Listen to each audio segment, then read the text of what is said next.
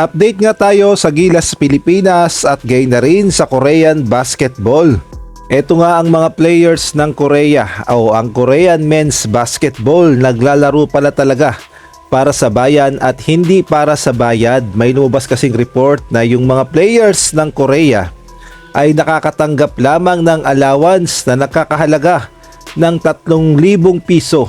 Ngunit ganun pa man ay lumalaban sila at talaga namang willing maglaro para sa kanilang national team at para sa kanilang bayan. At ito nga yung report na lumabas. May nagtanong kasi sa Twitter X kung magkano nga ba ang sinasahod ng isang Korean player para sa kanilang national team. Halimbawa daw itong si Lee Yun-jung. Magkano nga ba ang natatanggap?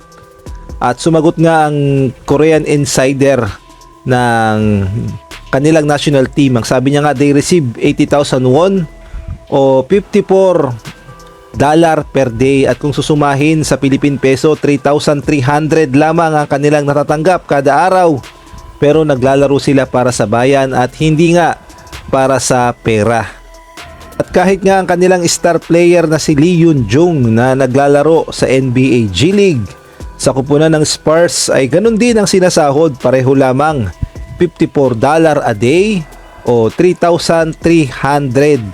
Wala ngang VIP o wala ngang sinisino, pare-pareho lamang ang kanilang sahod dahil ang kanilang goal ay maglaro para sa kanilang national team, maglaro para sa kanilang bayan.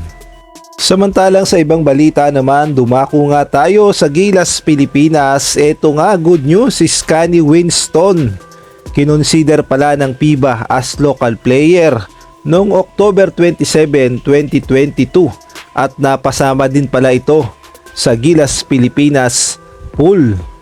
Kaya nga lang ang malaking tanong, bakit hindi siya kasama ngayon sa Gilas Pilipinas?